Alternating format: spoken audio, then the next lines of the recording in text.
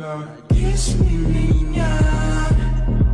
Kiss, kiss, kiss, kiss, kiss, kiss me, меня. Kiss, kiss, kiss, kiss, kiss. Лапки на пол, которые кости набираю. Сегодня в кино 50, но забираю миллион. Черный свет и яркий свет, как я ногтями кровь и нас закинет голос на забор.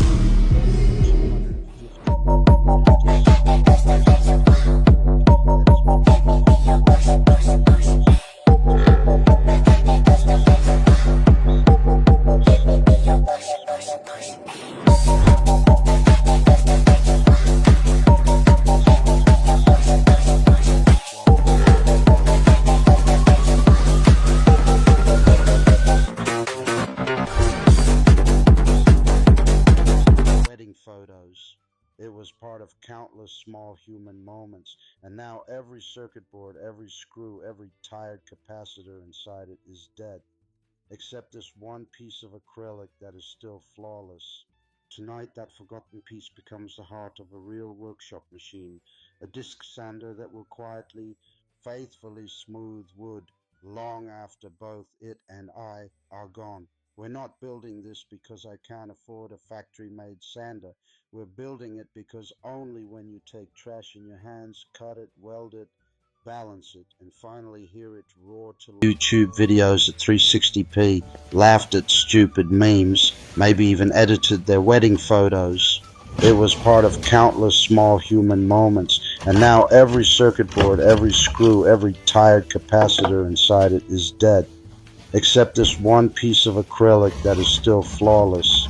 Tonight that forgotten piece becomes the heart of a real workshop machine, a disc sander that will quietly, faithfully smooth wood long after both it and I are gone. We're not building this because I can't afford a factory-made sander. We're building it because only when you take trash in your hands, cut it, weld it, balance it, and finally hear it roar to life. Do you truly understand what a tool actually is? A tool is not a product. A tool is a conversation between you, the material, and time itself. Tonight, the conversation partners are a 750-watt motor that somehow survived 3 completely burnt-out ventilation systems, random pieces of rusty square tube that have been leaning against a wall for years, and this thick, honest piece of acrylic that outlived its original purpose by 2 decades. 3 orphans, 1 new life. Let's begin. Disassembling an old monitor always feels like performing an autopsy on a small slice of history.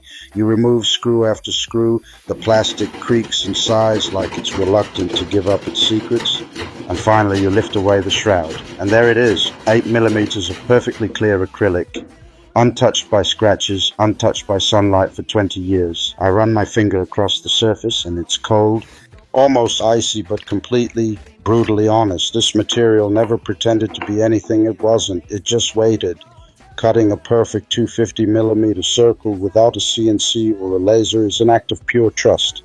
Trust in the blade not to wander. Trust in your hands not to shake. Trust in the acrylic not to crack under pressure. You draw the circle the old school way, find the center with a compass and a steady pulse, and then you guide the blade slowly, breathing with the machine.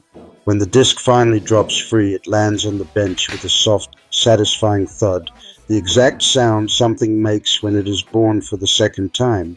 Down on the floor waits the motor. It looks tired, covered in dust and old grease, but when I cleaned the bearings last week, it spun as smoothly as the day it left the factory. 750 watts, 2800 RPM, raw, uncomplicated power. Enough to turn impatience into dust in seconds. I build the frame from 20 by 20 square tube that has been rusting peacefully behind the garage since who knows when. I cut, I weld, I grind, I paint everything matte black so the machine almost disappears into the shadows and only the spinning disc remains the star of the show. Every extra gram, every unnecessary bracket I leave out.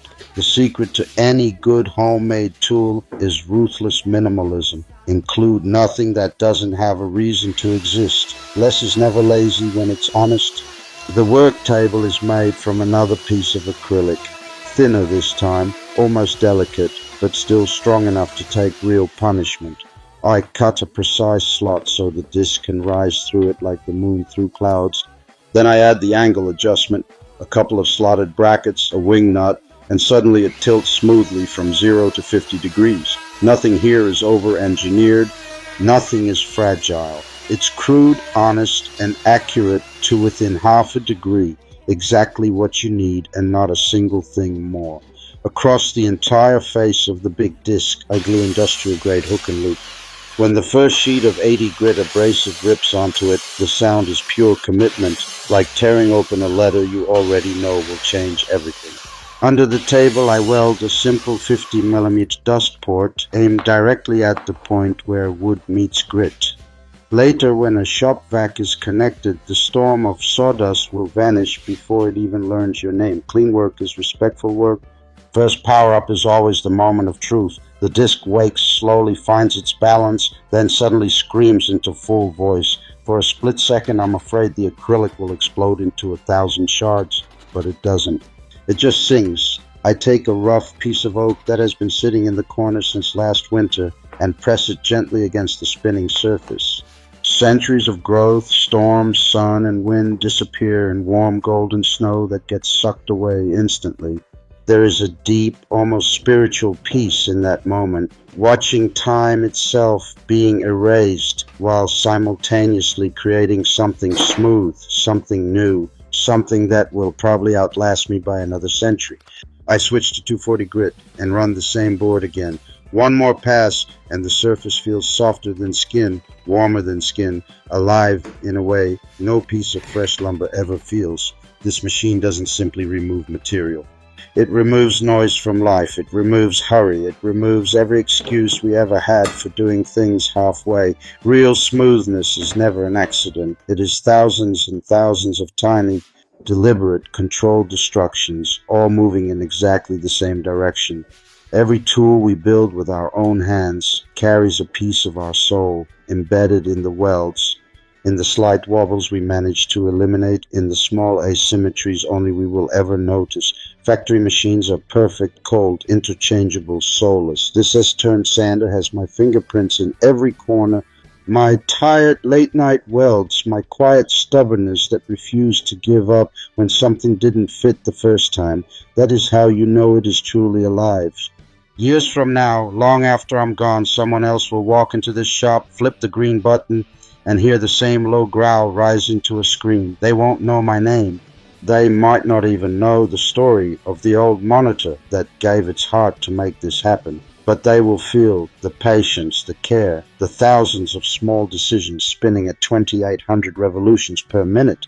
And in that moment, the conversation that started tonight will continue between them, the wood, and time itself. That, my friends, is why we build. Not for likes, not for views, not to prove anything to anyone.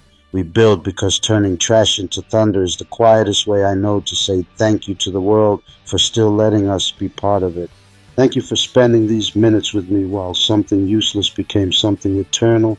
If this spoke to you even a little, leave a like, write in the comments what forgotten things you have brought back to life. I read every single one.